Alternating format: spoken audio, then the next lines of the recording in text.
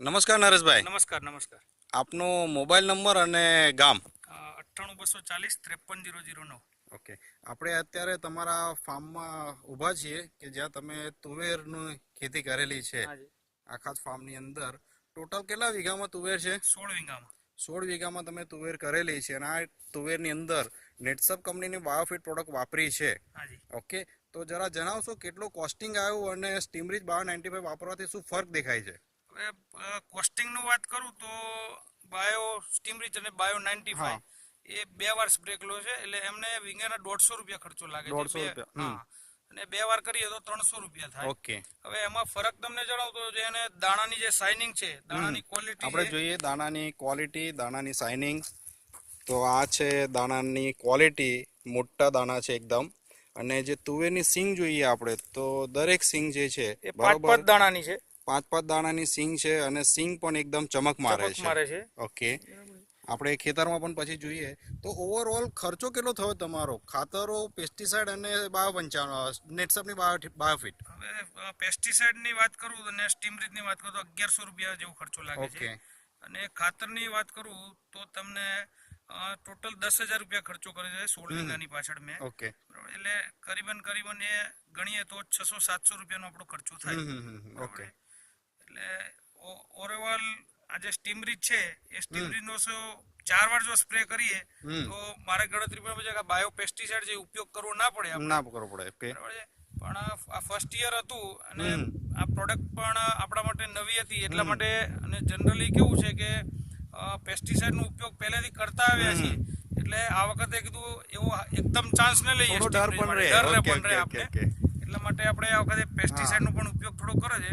પણ નેક્સ્ટ યરથી બિલકુલ આપણે સ્ટીમરીચ ઉપર જો અને સ્પ્રેનો લગાતાર રેગ્યુલર યુઝ કરીએ તો સારામાં સારું રિઝલ્ટ મળે અને પ્રોડક્શન આનાથી પણ વધારે આવી શકે. ઓકે, તો આપણે જોઈએ કે નરેશભાઈ જે સ્ટીમરીચના સ્પ્રે કર્યા તો નરેશભાઈ જરા બતાવશો શું ફરક છે લાગની અંદર? લાગમાં અંદર આપણે જોઈએ તો અત્યારે આપણે જોઈ શકીએ છીએ કે આ બધી તુવેર જબરજસ્ત લાગ લાગેલી છે. અમુક તુવેર આગળની છે એ પાકી ગઈ છે અને બીજી જે છે પાછળનો જે છે એ હજી તમને લીલો દાણો પણ દેખાય છે, આવી રહી છે અત્યારે. તો એનો એ સ્ટીમરીચના સ્પ્રે મારવાથી પાછળના ફૂલની પણ અવસ્થા ચાલુ રહે છે. ઓકે, એટલે આપણે તમને આ જે તુવેરનો લાગ દેખાય છે એ ડબલ ડોઝમાં દેખાશે. ઓકે, એક આગળ પણ તમને ફળીઓ પાકી ગયેલી છે, પાછળ લીલી છે, એટલે આપણું પ્રોડક્શન છે હાઈ આવશે. ઓકે, સરસ. અને આપણે જોઈએ તો બધા છોડ જે છે બરાબર ઝૂકી ગયા છે. આ જરા ઊંચું કરજો, જો આ જરા ઊંચો કરો છોડ, તો આપણે ખેડૂત મિત્રો જોઈએ કે છોડ બધા નમી ગયા છે. એટલો બધો લાગ આવ્યો છે. સિંગો જ સિંગ છે આખા છોડ ઉપર, તમે જોઈ શકો છો. અને એવું નથી એક જગ્યાએ, બધી જગ્યાએ આખું ખેતર આપણે દૂરથી જોઈએ તો બધા છોડ જે છે એ નમી ગયેલા છે. બધા છોડમાં એટલો બધો લાગ છે કે છોડ બધા નમી ગયા છે. તો બીજા ખેડૂતો ને તમારે નેટસપની બાયોફિટ વિશે શું સજેશન છે નરેશભાઈ? મારું કેવું છે કે હવે ઓર્ગેનિક ફાર્મિંગ ઉપર જઈએ તો આપણે જે પેસ્ટિસાઇડના ખર્ચા છે બિલકુલ ઘટાડો આવી જાય. અને આપણે જમીન જે બિલકુલ અત્યારે જે હાર્ડનેસ છે, એસિડિક થઈ ગઈ છે, ક્ષાર પ્રમાણ વધી ગયું છે, એ બિલકુલ નાબૂદ થાય. આપણે જો આ 3 વર્ષ આનો ઉપયોગ કરીએ તો આપણા જમીનમાં જે અળસિયા જે આપણે બિલકુલ નાબૂદ કરી નાખ્યા છે. બેક્ટેરિયા આપણી જમીનમાં નથી તો એ બેક્ટેરિયા પાછા આપણા જમીનમાં આવી શકે જો આપણે ઓર્ગેનિક ફાર્મિંગ ઉપર જઈએ. અને આ બાયોફિટની જે રેન્જ છે બધી કંપની નેટસપ કંપની પ્રાઇવેટ લિમિટેડની, એ રેન્જ ઉપર આપણે જઈએ તો આપણી જમીન જે ફળદ્રુપતા જે આપણે ઘટી ગઈ છે એ પાછી આપણે મેળવી શકીએ.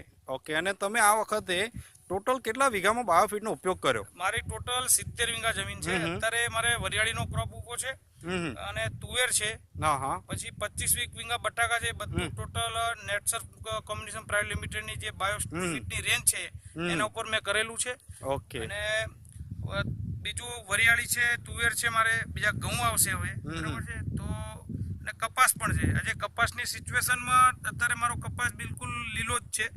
બાકીના બધાના કપાસ ઉખડાઈને બટાકા ચાલુ કર્યા છે વાવવાના. એટલે ખર્ચ પણ વધી જાય. તમે નવું વાવેતર કરો એટલે તમારે ખર્ચો વધી જાય.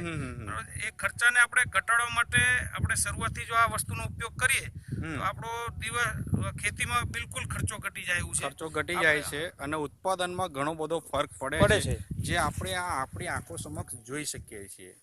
ઉત્પાદનની અંદર ફરક પડી જાય છે, જે આપણે આપણી આંખો સમક્ષ જોઈ શકીએ છીએ. તો નરેશભાઈ તમારો મોબાઈલ નંબર ફરીથી રિપીટ કરજો જરા. 98 240 53 009. ઓકે, અને આપણું જે ગામ છે બુટાલકંપા. બુટાલકંપા છે, ધનસુરાની બિલકુલ નજીક છે. ઓકે, તો કોઈ ફાર્મર્સને જો એમને પર્સનલી ફોન કરીને પૂછવું હોય અને સજેશન લેવું હોય કે કેવી રીતે આ દવાનો ઉપયોગ કર્યો છે, તો એ તમામ ફાર્મર્સ એમનો કોન્ટેક્ટ કરી શકે છે કે આ દવાનો ઉપયોગ કેવી રીતે કરવો, કયા સમયે કરવો અને એને કેવી રીતે સારા બેનિફિટ્સ લઈ શકાય. તો thank you very much Nareshbhai. Thank you.